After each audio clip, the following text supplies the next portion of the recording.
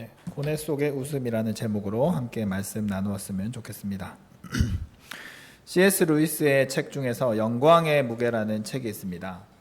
이 책은 그 세계 2차 대전 때 했던 C.S. 루이스의 강연을 묶어 놓은 것입니다. 그 중에서 한 부분이 이제 들어가는 말을 하면서 이런 얘기를 합니다. 제가 읽어드리겠습니다. 대학은 학문을 추구하는 사회입니다. 세계대전이 벌어지고 있는 지금 학문을 하는 것은 일견 이상해 보입니다. 마무리할 가능성이 거의 없는 임무를 시작하는 것이 무슨 의미가 있단 말입니까? 친구들의 목숨과 유럽의 자유가 위기에 처한 상황에서 이런 한가로운 일에 관심을 가져야 할 이유가 있을까요? 세계 2차 대전이 한창 벌어지고 있는 상황이죠. 공부해도 괜찮겠느냐? 이런 질문을 하고 있는 겁니다. 여러분, 친구들이 전쟁에 나가서 죽어가고 있습니다. 그때 얼마나 심각한 상황이었겠습니까? 우리는 결과를 아니까 조금 덜 심각하게 생각할지 모르겠지만 정말 불안한 상황인 것이죠. 이런 상황에서 한가롭게 공부하는 게 맞겠느냐라는 질문을 던진 겁니다. 어떤 사람은 비난했을 수도 있겠죠. 지금 이런 전쟁통에 지금 넌 한가로이 지금 책상에서 공부만 하고 있냐, 이렇게 비난했을지도 모르겠습니다. C.S. 루이스의 답변은 이렇습니다. 전쟁 중에도 일상은 지속되어야 한다 라는 것이고, 학문은 그 일상이라는 것이죠.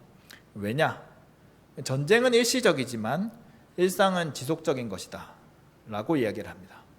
그리고 일상이 가진 가치를 지켜나가는 것이 결국은 전쟁이라고 하는 비극에 맞서는 것이다 라고 이렇게 주장을 합니다. 그 외에도 여러 가지 이야기를 합니다만 여기서 다 다룰 수 있는 것은 아닐 겁니다. 여러분, 우리 삶에도 전쟁까지는 아니라도 비극과 아픔과 고난이 있죠. 특별히 오늘 전도서에서 다루고 있는 주제는 불의한 상황입니다. 여러분, 그리스도인으로서 우리는 불의한 상황 속에서 어떻게 살아야 될까요? 저도 이제 C.S. 루이스와 같은 맥락에서 이야기하고 싶습니다. 일상을 사는 겁니다. 그 중에 이제 두 가지를 이야기하고 싶은데, 고뇌하는 것 그리고 또 기뻐하는 것, 이 두 가지의 균형을 우리가 함께 오늘 전도서 말씀을 통해서 나누었으면 좋겠습니다. 먼저 이 전도서에서는 이제 지연되는 정의가 이루어지지 않는 현실에 대해서 이야기를 합니다. 제가 11절부터라고 했는데 사실 실수로 10절이었는데 10절을 우리가 안 읽었으니까 함께 한번 읽어보겠습니다. 10절 성경을 찾으시면은 10절 한번 함께 읽어보겠습니다. 시작.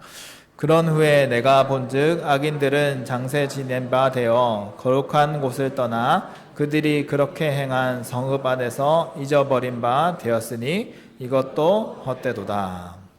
악인이 죽어서 잊혀졌다라고 얘기합니다. 어떤 이들은 이것에 대해서 악인이 죽어서 완전히 기억 속에서 잊혀진 거니까 의인들에게 위로가 되고 좋은 것이 아니겠느냐, 이렇게도 해석을 하기도 합니다만, 다른 학자들은 저도 그렇고 악인이 편안하게 죽었다는 것을 이 10절에서 말씀을 의미를 하는 것이다 라고 말씀을 드리고 싶습니다. 왜냐? 그 근거는 이 악인이 장사 지내는 이제 장지로 가기 전에 있었던 곳이 어딘가요? 장사 지난 바 되어 거룩한 곳을 떠나서 장사 지내고 곳으로 가죠. 거룩한 곳에서는 그러니까 성전을 말할 것입니다. 이 성전을 죽음 전에 있었던 곳이 바로 성전이라고 이야기를 합니다. 여러분, 이 사람은 악인입니다. 분명히 악인이라고 얘기를 하는데 이 사람은 그 악을 위선으로 포장을 하면서 성전에서 잘 지낸 겁니다.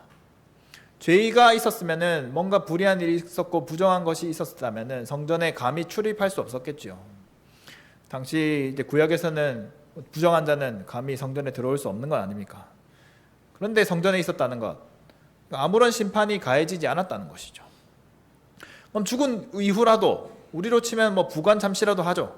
부관 참시라고 해서 이 사람이 이런 죄를 저질렀다고 하면서 이렇게 대가를 치르는 모습을 보여주기도 합니다. 그런데 오늘 말씀 10절에서 보시면은 어떻게 말하고 있습니까? 성읍 안에서 잊어버린 바 되었다. 무슨 말입니까? 사람들이 다 잊어버렸다는 거죠. 부관 잠시도 안 되는 겁니다. 나쁜 일 저지르고 평안하게 죽었는데 죽은 이후에도 뭔가가 있어야 되는데 죽은 이후에도 그냥 사람들이 그런 사람이 있었나? 그런 사람이 이런 일을 나쁜 일을 했는가? 하고 다 잊어버렸습니다. 여러분, 정의가 구현되지 않는 현실을 이야기를 하고 있는 것이죠. 11절은 이런 정의가 구현되지 않는 현실이 더욱더 상황을 악화시킨다는 것을 이야기를 합니다. 11절 보시면 악한 일에 관한 징벌이 속히 실행되지 아니하므로 인생들이 악을 행하는 데 마음이 담대하도다. 여러분, 악인들이 뭔가 이렇게 대가를 치르고 심판을 받고 하는 모습들이 보이면은 우리가 그래도 마음속에 나도 저렇게 하면 안 되겠구나 이렇게 생각이라도 할 텐데 그런 거 없는 겁니다. 잘 사는 겁니다. 그러니까 그러면은 사람들이 어떤 마음을 먹죠? 나도 해볼까? 나도 그냥 저렇게 사는 게 낫나? 라고 생각을 하는 거죠. 사람들이 악을 행해도 괜찮다고 생각하면서 더 악을 이렇게 부추기는 그런 결과가 벌어지고 있음을 11절에 이야기를 하고 있습니다. 그리고 이제 12절과 13절에서 이제 이 현실과 또 우리가 믿는 믿음의 고백에 대한 딜레마를 다루고 있습니다. 현실은 이제 전도자가 현실을 보고 있는 것은 정의가 무너진 것이죠. 12절 앞부분을 보시면은 죄인은 100번이나 악을 행하고도 장수한다. 악을 행하는데도 잘 살더라는 겁니다. 그런데 이제 12절 뒷부분 보시면은 또한 내가 아노니라고 얘기를 하죠. 또한 내가 아노니. 이 알고 고백하고 믿는 내용에 대해서 이야기합니다. 사실은 이것은 현실과는 사실은 정반대되는 이야기를 하고 있죠. 그 정반대되는 현상이 무엇입니까? 믿음이 무엇입니까? 하나님을 경외하여 그를 경외하는 자들은 잘 될 것이요. 하나님을 경외하고 의롭게 사는 사람은 복을 받는다라는 것입니다. 13절에는 이렇게 이야기합니다. 악인은 잘 되지 못하며 장수하지 못하고 그날이 그림자와 같으리니 이는 하나님을 경외하지 아니함이라. 하나님을 경외하지 않는 악인은 어떻게 됩니까? 벌을 받는 거죠. 장수하지 못하는 겁니다. 그것이 믿음입니다. 그런데 현실은 어떻습니까? 12절에 100번이나 악을 행하고도 장수한단 말이에요. 여러분, 이런 현실과 믿음의 괴리 속에서 지금 전도자는 고민을 하는 겁니다. 심지어는 14절에는 더 극단적인 현실이죠. 14절을 한번 보십시오. 제가 읽어보겠습니다.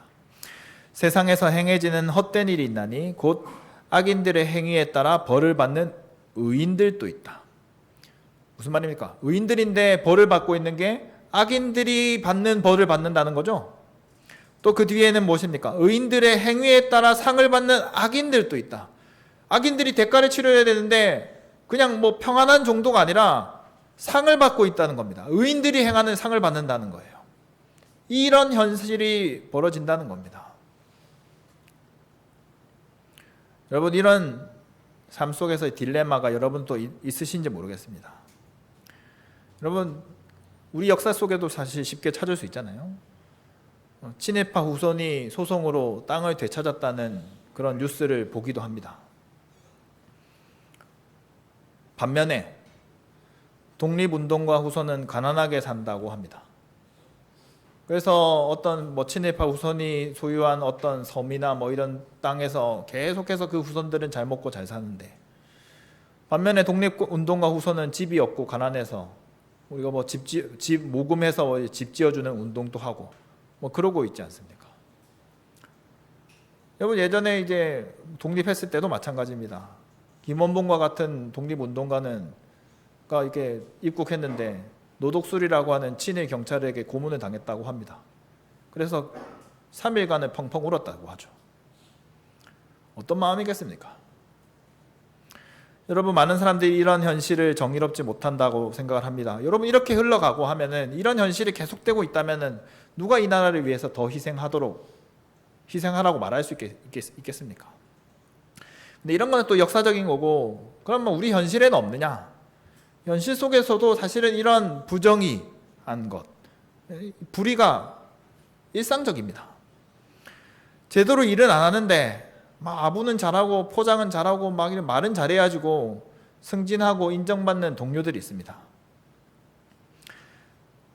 그리고 자기 입속만 챙기면서 일 진짜 지독하게 못하는데 참 희한하게도 안 잘립니다. 회사를 잘만 다녀요. 다 제 친구, 회사 다니는 친구 이야기입니다. 다 들은 겁니다. 현실입니다.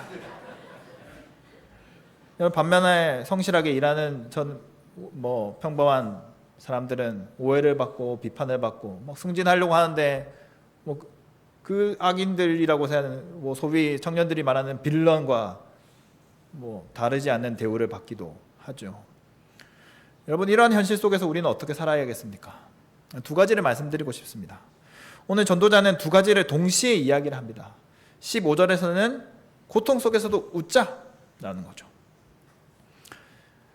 15절에 보시면 내가 희락을 찬양하노니 이는 사람이 먹고 마시고 즐거워하는 것보다 더 나은 것이 해 아래에는 없음이라. 하나님이 사람을 해 아래에서 살게 하신 날 동안 수고하는 일 중에 그러한 일이 그와 함께 있을 것이라. 전도서에 자주 나오는 내용이죠. 소위 말해서 까르페디엠, 현재를 즐겨라. 그래도 잘 살자, 기쁨을 추구하자. 그래서 불의한 현실 속에서도 기쁨을 찾아 나서자라고 이렇게 권면을 합니다. 그러고 난 다음에 16절에 나오는 내용을 보십시오. 사실 그렇게 자기도 기뻐하자고 해놓고 자신은 또 고뇌하고 있습니다. 16절 보시면은 내가 마음을 다하여 지혜를 알고자 하며 세상에서 행해지는 일을 보았는데 밤낮으로 자지 못하는 자도 있도다. 왜 이렇게 이 세상이 이렇게 흘러갈까 고뇌하고 있는 거죠. 그러면서 밤낮으로 잠을 못 이룰 정도로 이렇게 고뇌를 합니다. 누구일까요? 누구인지 사실은 정확하게 알 수는 없습니다만 주석가들은 이게 전도자이지 않냐라고 해석을 합니다. 그러니까 15절에서 야 우리 그래도 기뻐하자 해놓고 자기는 이제 잠을 못 이루면서 또 이제 집에 가서 이렇게 끙끙 앓고 있는 그런 전도자의 모습을 보여주고 있는 것이죠. 저는 이 두 가지를 얘기하고 있는 이 전도자의 모습이 사실은 우리들의 모범이 될 수 있다라고 생각을 합니다. 고통 속에서도 우리는 웃을 수 있는 여유가 있어야 되고, 또한 행복을 추구하면서도 이 현실을 떠나서 그냥 행복을 추구하는 것이 아니라 이 현실 속에서도 고뇌하고 있는 그런 삶의 무게와 그런 진지함을 갖춰야 된다는 것이죠. 그래서 두 가지를 나누고 싶습니다. 첫 번째는 고뇌입니다. 전도자의 고뇌를 16절에서 다시 한번 보시면은 밤낮으로 잠을 못 이루고 있죠. 근데 이 잠을 이루지 못하는 이 구절을 직역을 하면은 이렇습니다. 그의 눈으로 잠을 보지 못한다 라는 거죠. 그러니까 밤낮으로 잠을 보려고 노력하는데 잠을 못 보는 겁니다. 당연하죠. 잠을 자려면 어떻게 됩니까? 눈을 감아야 되죠. 눈을 감으면은 잠을 볼 수 있습니까? 네, 못 보는 거잖아요. 캠코더로 이렇게 보는 거 말고 우리는 우리 스스로가 잠자는 것을 볼 수가 없습니다. 이게 사실은 모순된 겁니다. 잠을 잔다는 것. 해결할 수 없는 문제를 두고 지금 씨름하고 있는 거죠. 이해할 수 없고 도저히 잡히지 않는, 우리의 손으로 잡히지 않는, 잡을 수 없는 것들을 두고 지금 발버둥치는 모습을 또한 상상해 볼 수가 있는 것입니다. 그래서 결국에는 해답을 찾지 못합니다. 17절에 보시면은 내가 모든 하나님의 행사를 살펴보니 해 아래에서 행하시는 일들을 사람이 능히 알아낼 수 없도다. 사람이 아무리 애써 알아보려고 할지라도 능히 알지 못하나니 비록 지혜자가 아노라 할지라도 능히 알아내지 못하리로다. 알지 못한다는 말을 왜 이렇게 많이 합니까? 모른다는 거예요. 여러분, 그러면은 결과를 얻지 못할 것을 왜 밤새 얘기합니까? 그리고 또 그럼 혼자 밤새지 왜 우리까지 힘들게 만듭니까? 전도서를 이렇게 써서 이렇게 말할 수도 있는 거죠. 차라리 어떤 사람들은 그냥 잊고 살지 왜 굳이 문제를 꺼낼까 이렇게 얘기할지도 모릅니다. 그러나 이 전도사가 왜 이런 이야기를 적고 있을지 생각해 보면은 우리가 마주한 현실을 마주하는 것, 이것 자체가 지혜이고 이것 자체가 의미 있다는 것을 우리들에게 얘기해 주고 있는 것 같습니다. 그러니까 전도사는 이 말씀을 통해서 해답을 찾지 못하지만 알지 못하는 것이지만 우리들에게 이러한 현실, 이러한 딜레마를 얘기하면서 지적하면서 마주하게 하면서 우리들의 또 마찬가지로 전도자와 같이 고뇌하도록 만든다는 것이죠. 왜냐? 이 고뇌 자체가 의미가 있기 때문입니다. 여러분, 이 전도자의 고뇌는 이제 뭐 좀 더 이론적이라고 볼 수 있겠습니다. 왜 이렇게 될까? 그러나 우리 삶 속에서 마주하는 행위와 관련된 그런 고뇌도 있습니다. 예를 들면은 여러분 일제 시대에 여러분들이 살았으면 여러분들은 뭘 하셨겠습니까? 물론 조금 사신 분들도 계시지만 청년 막 이럴 때 저는 생각을 해봅니다. 과연 총독부에 가서 폭탄을 던질 수 있었을까? 못 그랬을 것 같다는 생각이 듭니다. 이런 고민을 해보는 거죠. 저는 이제 윤동주, 특별히 영화 동주가 떠올랐습니다. 영화 동주는 이제 윤동주의 삶을 그린 영화이죠. 그 영화에 보면은 송몽규라는 인물이 등장합니다. 이 사람은 좀 더 투쟁적인 사람입니다. 그래서 윤동주와 친구인데 윤동주에게 정확한 얘기는 아니지만 이런 식으로 얘기를 합니다. 이 전쟁과 불의가 이 가득한 시대에 지금 한가로이 시를 쓰고 있는 것이 도대체 무슨 의미냐? 이렇게 문제 제기를 합니다. 송몽규는 이제 우리가 이렇게 이 독립운동을 하기 위해서 막 적극적으로 이렇게 운동하는 사람이거든요. 근데 동주는 이제 시를 쓰고 있으니까 C.S. 루이스가 한 질문과 마찬가지죠. 이 전쟁 중에 지금 뭐 하고 있는 거냐는 겁니다. 동주는 그래도 시를 쓰죠. 그 시 중에 하나가 바로 서시, 우리가 잘 아는 서시죠. 제가 조금만 낭독을 하면요. 죽는 날까지 하늘을 우러러 한 점 부끄러움이 없기를 잎새에 이는 바람에도 나는 괴로워했다. 이런 부끄러움이 없는 삶을 살기를 다짐하고 있습니다. 그럼에도 무엇을 괴로워했을까요? 영화 속에서도 힌트를 얻은 것인데 아마도 불의 속에서 이러한 시대 속에서 시를 쓸 수밖에 없는 자신을 부끄러워하지 않았을까 저도 상상을 해봅니다. 여러분, 이렇게 윤동주의 시에는 시대 속에서 놓인 불의한 시대 속에서 자신을 둔 그런 고뇌가 담겨 있죠. 여러분, 송몽규와 같은 사람, 투쟁적인 그런 독립운동가의 삶과 비교하면 윤동주의 삶은 참 평범하다라고도 말할 수가 있을지도 모릅니다. 그러나 여러분, 그 시대 앞에서 평범한 삶을 살면서 윤동주는 자신의 삶을 성찰하고 또 고뇌하는 삶을 살았고 그 고뇌를 시 속에 담았습니다. 그러면 그 시가 오늘날까지도 많은 사람들의 마음을 울리고 있잖아요. 한 개인의 고뇌였지만 그냥 평범한 일상이었을지 모르겠지만 그 일상이 어느 독립운동가에 뒤지지 않는 의미로 오늘날에도 유효하게 전달되고 있지 않습니까? 여러분, 이 윤동주의 삶을 통해서 이 고뇌하는 것, 이것이 그럼 아무런 의미가 없느냐? 시를 쓰는 것, 일상을 사는 것이 그럼 아무런 의미가 없다는 것이 없지 않고 충분히 의미가 있다는 것을 보여주는 것 같습니다. 여러분, 고뇌한다는 것은 불의한 현실에 우리가 민감하게 반응하는 것이죠. 외면하는 게 아니라 이 고뇌를 통해서 참여하는 것이라고 저는 믿습니다.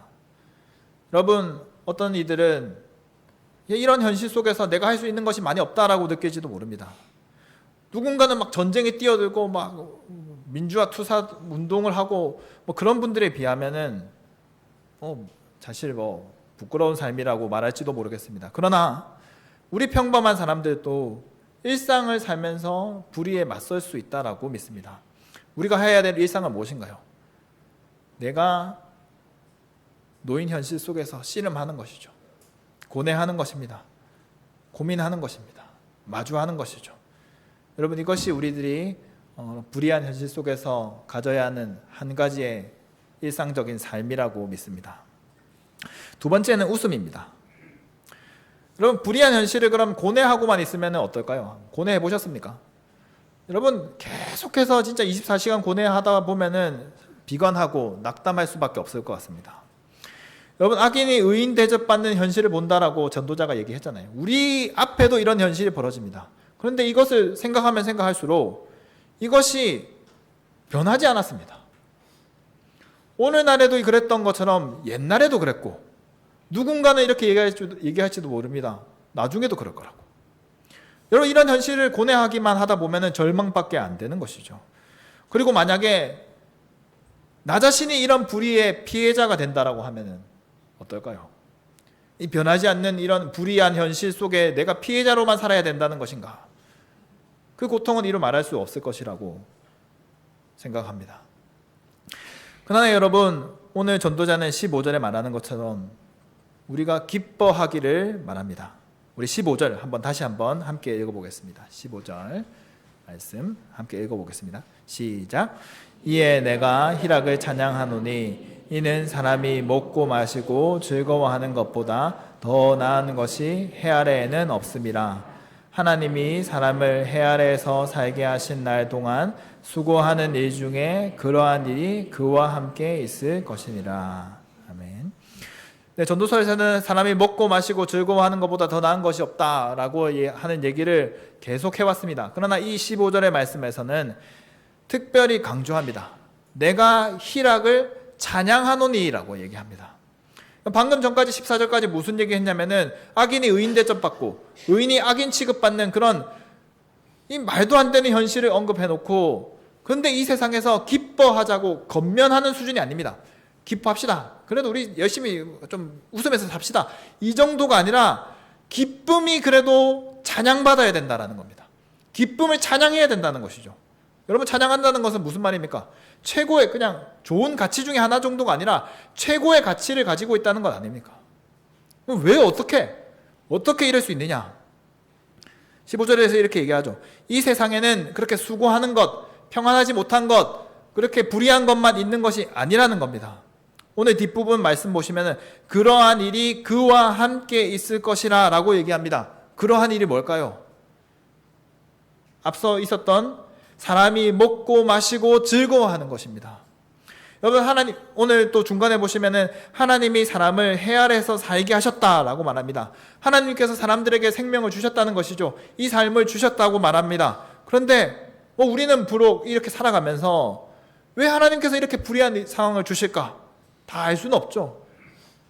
그러나 분명히 아는 것은 불의한 현실만 있지 않다는 것을 우리는 알고 있다는 겁니다. 하나님이 주시는 기쁨이 있다는 겁니다. 하나님이 우리들에게 먹을 것을 주신다는 것이죠. 평안한 잠을 주시기도 하고 우리들에게 즐거운 삶을, 기쁨의 삶을 누릴 수 있는 그런 것들을 우리들에게 주신다는 겁니다. 그렇기 때문에 이 기쁨을 찬양하라고 하는 거죠. 이 찬양을 그냥 즐기는 정도가 아니라 정말 찬양하면서 누리기를 권면하고 있는 것입니다. 우리가 이렇게 기뻐할 수 있는 이유는 한편으로 현실만 있는 것이 아니라 우리에게 고백이 있기 때문이기도 합니다. 12절에서 딜레마를 얘기했죠. 악인이 번성하고 있는 그런 현실도 있습니다. 그러나 우리의 믿음도 있는 거잖아요. 믿음이 잘못된 것이 아닙니다. 12절에서 이렇게 고백했습니다. 내가 아노니 하나님을 경외하여 그를 경외하는 자는 잘 될 것이요. 물론 우리 현실 속에서 그렇지 않는 부분도 있지만 그래도 우리가 믿고 있는 것은 하나님께서 정의를 행하신다는 것이죠. 하나님께서 의로운 것들을 세워나가신다는 그 사실조차도 사실은 또 우리가 분명히 아는 사실입니다. 그래서 이 딜레마를 제공하기도 하지만 우리는 그래서 아파하기도 합니다. 현실을 보면서. 그러나 동시에 이 하나님에 대한 믿음이 있기 때문에 우리는 아픔 속에서도 웃을 수가 있는 겁니다. 여러분, 이렇게 우리가 아픔 속에서 웃을 수 있다는 사실을, 이것을 가장 잘 보여주는 것이 죽음에 대한 우리 그리스도인들의 태도이죠. 저희 아내의 할머니 장례가 떠올랐습니다. 저희 아내는 어릴 때 할머니께서 키워주셨거든요. 그러니까 할머니가 얼마나 소중한 존재였겠습니까? 아프고 돌아가셨을 때, 그 장례식을 갔을 때 마음이 아프고 슬픈 현실밖에 슬플 수밖에 없죠. 그런데 이제 제가 그때 장례식을 떠올릴 때 가장 먼저 떠오르는 장면은 울고 있던 장면이 아니었습니다. 어떻게 하다 보니까 이제 장례가 다 끝나고 그 대전에 이제 원래 계셨던 옛날 집 그쪽으로 이렇게 방문을 했습니다. 그래서 이제 옛날 집을 돌아다니고 또 추억의 장소를 이렇게 친척들이 돌아다니면서 저희 아내와 이제 작은 아버지, 고모님들 이런 친척들이 함께 막 웃으면서 뭐 지난날의 추억을 했던 장면이 제 마음속에 남아 있습니다. 왜 남아 있을까? 그때 웃음소리에, 그때 저희 아내의 또 표정에 행복이 담겨 있었기 때문이라고 저는 생각을 합니다. 여러분, 우리 그리스도인들의 삶이 이런 것이죠. 우리 인생에 또 마찬가지입니다. 슬픔도 있고 불의도 있지만, 여러분, 우리 그리스도인들은 죽음이라고 하는 가장 큰 불행 속에서도 웃을 수 있는 자입니다. 왜 그렇죠? 예수 그리스도의 부활을 통해서 하나님께서 우리들에게 약속하신 새로운 생명이 있기 때문이죠. 여러분, 그래서 우리는 C.S. 루이스가 얘기한 것처럼 불의한 상황 속에서도 기쁨이 나르는 일상을 누리고 지켜나가야 합니다. 이 세상의 주인은 하나님이십니다. 여러분, 고통과 불의는 침입자일 뿐입니다.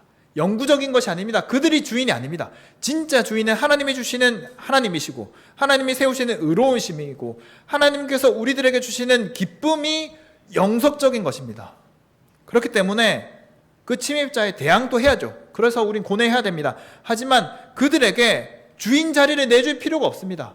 주인 자리는 하나님이 주시는 기쁨과 의로움이 우리의 주인이 되어야 되는 것이죠.